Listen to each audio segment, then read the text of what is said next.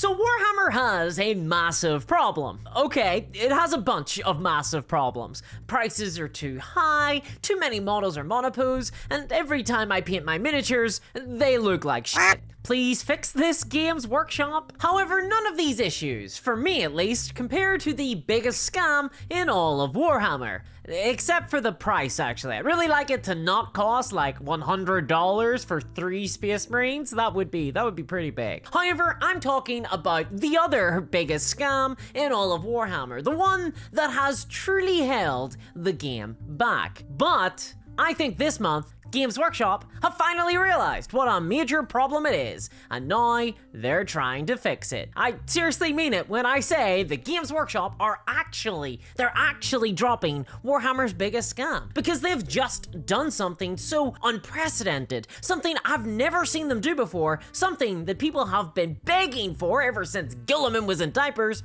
and yet they are getting zero recognition for it. The entire Warhammer community are like not happy about this at all, but they're wrong. This is massive and it's really good. And people say I'm always negative. How's that for negativity? Unfortunately though, in Games Workshop's attempts to do something really good, it has turned into a little bit of a disaster. Now I'm worried that the entire future of Warhammer has been totally compromised because of what's happened this month, as Games Workshop have fumbled the ball so hard that Warhammer is about to get a whole lot worse. Permanently. Oh, there's the negativity right on brand. Oh, and don't forget to subscribe to the channel and check out my Patreon to keep it coming. But before we get into that, let's not forget why we're all here. For the beautiful miniatures, awesome war games, and fantastic war game hobby. I mean, where else can you get this kind of spectacle? That, baby, is wargaming, and it just wouldn't be the same without beautiful pieces of terrain. Like, for example, this beautiful dojo. One that is big enough to fit entire battles within it, or this incredible castle terrain that includes multiple floors, buildings, walls, and towers. Perfect for any wargame table. I never thought that it would be possible to get so much amazing terrain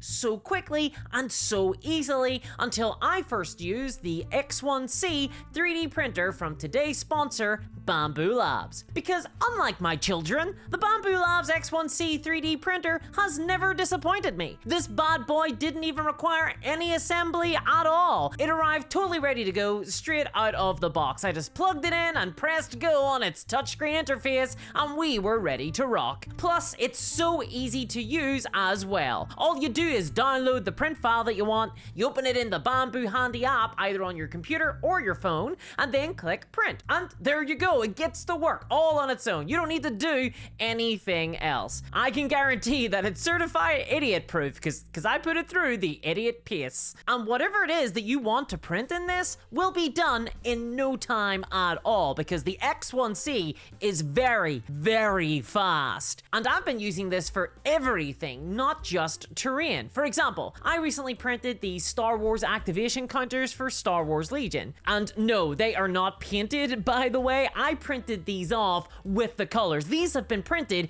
in multicolor because the Bambu Lab X1C is the Wizard of Oz, baby. You can print in color with this thing. And not just tokens, I'm including miniatures too. The Bambu Labs X1C rocks, and now you can get one for yourself at an incredible price. Because Bambu Labs are currently holding a huge end of year sale, you can get an insane discount on it by clicking my link below to the X1C combo, and that comes with everything you need to get printing immediately, including multicolor printing. The X1C is my printer of choice, and I've used it to print everything from the towering spires of Minas Morgul down to the basements of dungeons for a Dungeons and Dragons game. Plus, it even comes with a bonus. It has a little camera inside it so that you can always check up on your prints no matter where you are. So click the link below for a huge discount, and thanks to Bambu Labs for sponsoring today's video. Okay, so the biggest scam in Warhammer. It's been getting a lot worse lately, and that scam is,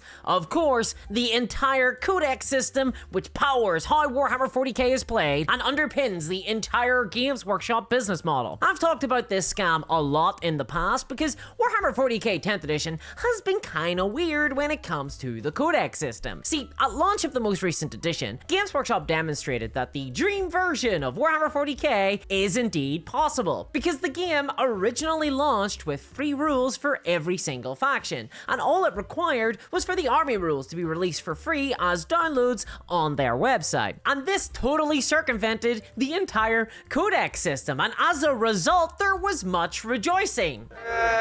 Say what you want about Warhammer 40k 10th edition, and I do, but at the launch of the game, everyone I spoke to appreciated being able to access all of the rules of the game for free, getting to see what their opponents were playing, and being able to just browse the rules of every single faction. And you know, one of the consequences of that was that people actually bought into more armies as they were tempted by the shiny playstyles that they'd never gotten to play before. Turns out, you let people read the army rules without having to spend like $50 for the privilege, and they'll read them, and maybe they'll see something that they like. And suddenly, just like that, there's a few more people playing a faction other than Space Marines. Unfortunately, however, this brief golden age has now ended, as Games Workshop have spent like the last year updating factions one at a time by selling codices and removing index faction rules as they do so. Each time a faction now gets a codex, they also lose their free rules. And as a result, if you want to play a faction that has a codex now, you're gonna have to buy an expensive book. And then, if you have the audacity to actually want to build an army in the Warhammer Army Building app, you're also going to have both the codex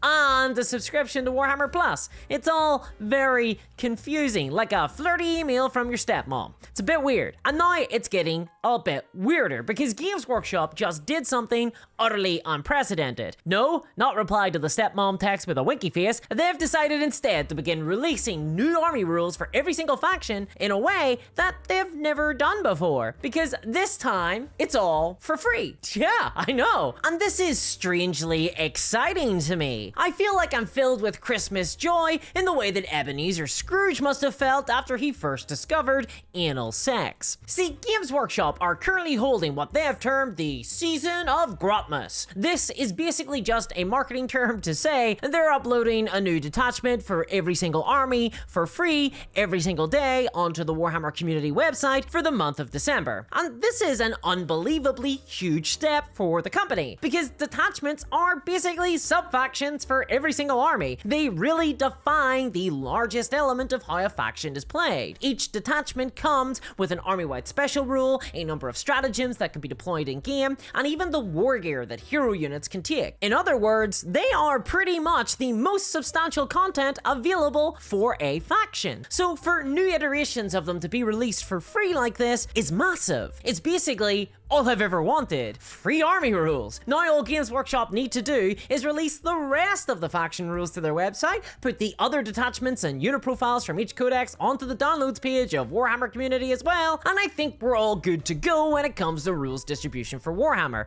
I think that'll fix it. The codex scam will be over. And I don't think that we've ever been this close to totally free rules before. And okay, yeah, Games Workshop probably aren't going to go that far. They're probably not going to release all the detachments for free. We're probably still going to need a Warhammer Plus subscription to build an army on the app, and GW still clearly have a codex plan for every faction without one, but I think it's still worthwhile pointing out just what a great step forward this is for the company. And I think it represents a tentative shuffle in the right direction, a direction that feels more inevitable now than ever before. This Season of Grotmas initiative is a fantastic precedent, and I'll 100% take it over the season model that Games Workshop have been so focused on in the past, where they'd deliver similar style content but slower and in overpriced physical products that were just never ever worth it and went out of date very fucking quickly. I mean, all those 9th edition seasonal books, were they now? I'll tell you where they are. In the trash, where they belong. Seriously, this could always have been an email. And now with the season of Grotmas, it finally is. Thanks, Games Workshop. And as much as I'm not the biggest fan of the detachment system in 40k overall, I mean, I kinda just miss having a bunch of flavorful rules for every faction, rather than needling them down into little sub-factions all the time. Even I must admit that this is kinda neat. It's kinda cool that the new detachment rules can be parceled out like this. And if I'm 100% honest with you, I expected that during this season of Grotmas, that the Warhammer community would be throwing their hands up in songs of praise, but you know, slightly more religious. However, weirdly, the Warhammer community is not happy at all with the season of Grotmas. In fact, a ton of people are hating on it. It has become incredibly divisive. It's a controversial event. And alas, Games Workshop really only have themselves to blame here. Because as much as I hate to say it, they really f***ed up what should have been a very easy win with this one. And to see why, well, let's just take, for example, the two armies that I'm mainly focused on in 10th edition, Sisters of Battle and Genestealer Cultists. Two very big mainstream armies in Warhammer. So for the Sisters of Battle, their Seasons of Grotmas free detachment is the Champions of Faith. This is a detachment focused on expending miracle dice in order to buff their units. Essentially, you spend up to 3 miracle dice and you'll get to have a faction rule. Huh? Okay, that's a little bit different, but not intrinsically bad. Unfortunately though, there is a major problem with this. See, the Sisters recently got a balance update that has completely changed the way their miracle dice work. And the long and short of it is, they've gone from generating like dozens of miracle dice before the patch to only around 2 miracle dice maximum per turn after the patch, which means that this detachment just doesn't really work at all. It's extremely weak and doesn't add much to the game. It may as well not exist. And this is so bad, in fact, that I suspect it was designed for the earlier and much funner, in my opinion, iteration of Sisters. But it exists as it is, and it just doesn't slot very well into their current design. And this gives the impression to everyone that the new detachment is essentially a throwaway afterthought, like the safety features on a Cybertruck. But then, for the Genestealer Cultists, an even more popular army, it gets even worse, because their detachment, while containing a powerful series of rules, is actually, in reality, a Tyranid detachment, a completely different army. Yep, cool, that's what I wanted as a Genestealer Cultist player. Tyranids. See, their new detachment has the special rule that they can take Tyranids into their army, which, okay, is pretty cool, but I don't collect Tyranids. I collect Genestealer cults, and the Tyranids that you can take are really awkward. You can only take a very specific selection of Vanguard units, and that's super disappointing for anyone other than a very small niche of Genestealer cult players, who themselves, I must say, are a very niche subsection of players. And again, it feels like this detachment is a bit of a throwaway afterthought, like presumably the safety features on the Neuralink. But those two detachments are simply problematic because, well, they're kinda lame. It's not the end of the world. But then you have the other ones, the really bad ones, the ones that are upsetting everybody, the broken ones, the imbalanced ones. Because yeah, balance is a problem with these Grotmas detachments. For example, the Star Shatter detachment for the Necrons is arguably one of the best detachments in the entire game now. It's kind of insane. And people are calling all of this power creep, and they're arguing that the entire idea of the free detachments at all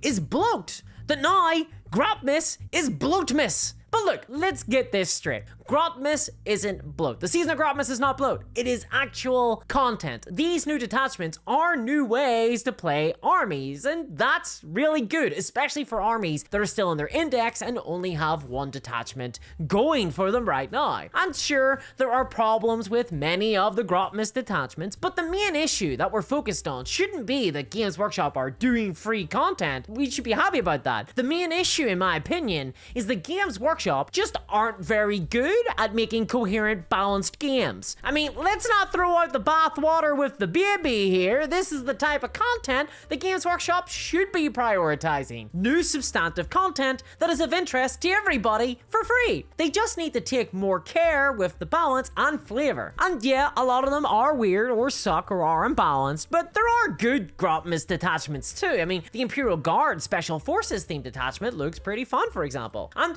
I'm sure that there's a Space Marine one in there somewhere that probably works. Probably. Overall, overall, the season of Grotmas just adds more stuff to the game, more content, more things to look forward to that isn't just another money please check-in from Games Workshop. And that's great. I just wish that they would execute it better, spend more time on these, refine them, playtest them a little before release, and then put them for free on the army building app too, instead of locking them away on the community website. Hell, maybe even just commit to replacing the entire codex system with free detachments for every faction going forward, and release even more. Not a detachment every single day, of course, but like maybe a few a month wouldn't go amiss. I mean, I'd certainly rather have that than a huge early access $200 army box and codex every other month. And this is totally feasible, by the way, because we hear a lot of talk about how Games Workshop are super successful at the minute, but when people say that, they are usually talking about the stock market valuation of the company, or even the insane profit that GW have been turning lately. And well, I mean, that's kind of wrong, right? The profit and the share price for Games Workshop, that stuff only matters for wargamers insofar as it generates a better experience for players of the game, for consumers within the wargame hobby. And so, frankly, as Games Workshop make more money, as their stock price goes up, as their profit reaches ever dizzying heights, we should be demanding that they put that back into the game. And part of this newfound success should be an expectation of more free rules, more free content, and better rules and better free content. So the season of Grotmas is good, but it can be better. And at the end of the day, if it gets more people excited and into playing the games themselves, then that is what really matters. I just hope that Games Workshop realize that the intrinsic problem with Grotmas isn't bloat, it's just how it's been executed so far. I look upon this as a stumbling first step, but God love Games Workshop, they're trying, and I hope they go even further next year. And that's my Christmas message this year. Ho ho ho!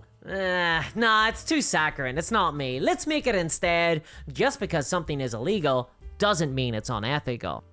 Might have swung a little bit too hard the other way. The message is somewhere in the middle there. In either case, have a holly jolly Christmas, and a massive thanks to my patrons without whom I could not create this content. Because I keep getting demonetized, probably because I keep jokingly endorsing terrorism. So thanks to them, especially CryptoKev. And you can support the channel by following the link below. Help me keep making jokes about terrorism, and have a wonderful rest of your year, and I'll catch you next time. Bye-bye.